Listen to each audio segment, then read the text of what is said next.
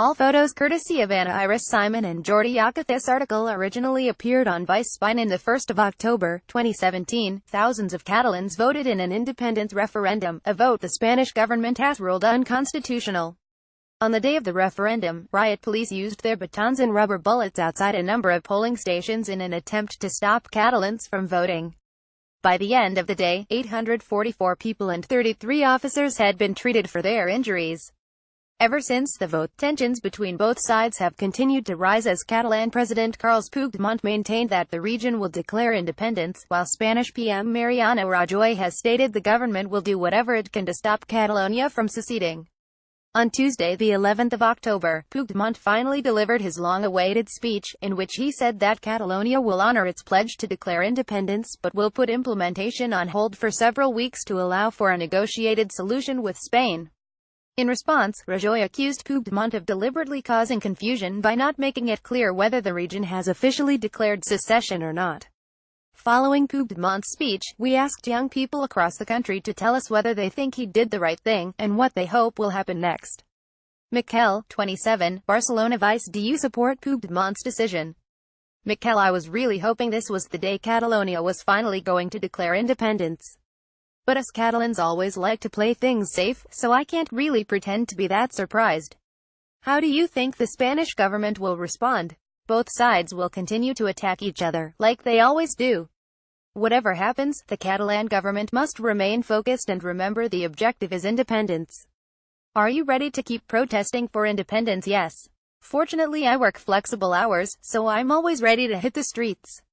Anna, 19, JN. Vice Puigdemont has chosen dialogue over unilateral independence. Was that a smart move, Anna? I'm worried that it might be too little, too late. Proper dialogue between both sides should have happened a long time ago. The last time the Catalan government called for negotiations, the Spanish government refused to engage with them. Let's see what happens this time. What do you think the Spanish government will do now? I can't read Prime Minister Rajoy's mind, but I think he will continue to refuse to acknowledge the results of the referendum. Do you think people will continue to fly Spanish flags from their balconies?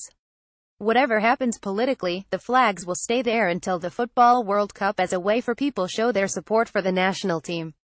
Not everything is about politics. Christina, 22, Barcelona Vice. What did you think of Puigdemont's speech? Christina: from what I understood, he declared independence, and all that's left is for the Spanish and Catalan governments to come to an agreement in the next few weeks. To be honest, I'm not very optimistic that the two sides are capable of cooperating.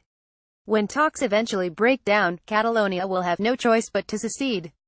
Are you disappointed that you have to wait a few more weeks for a final declaration? Not really, because I appreciate that these are complicated issues that take time. I'd rather politicians did things calmly, for once, rather than always rushing to make decisions. Do you plan to keep protesting for independence? Definitely, it'll never stop.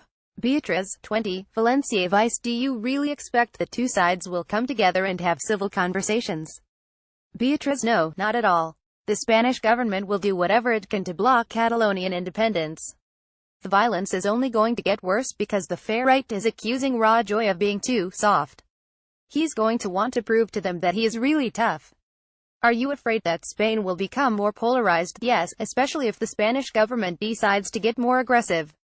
We won't only see more conflict between the police and demonstrators, but between friends, family members and co-workers. The extreme right is really mobilized and are ready to use the issue to stoke divisions throughout our society. What would you do if you were Rajoy? I would create a decentralized system that would officially recognize the autonomy and culture of each region, without having to break up the whole country. Catalans just want to be able to establish certain laws, such as banning bullfighting, which the rest of Spain does not agree with. This new model might not be perfect, but it would at least calm their desire for full independence. Who would you hire to come and mediate between the two sides? I'm not sure. Maybe Yoko Ono. Gabriel, 26, Barcelona Vice. Are you happy or disappointed? Gabriel: to be honest, I'm relieved. I was starting to worry that Puigdemont was becoming too hasty and reckless in his actions. What's next? I really don't know. I'm not pro-independence, but if the Spanish government continues to act as aggressively as it has been, then I will choose an independent Catalonia. Rafa, 27, Madrid Vice. Puigdemont's statement really surprised a lot of people.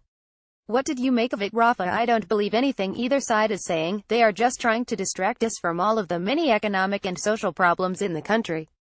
It's a political strategy on both sides.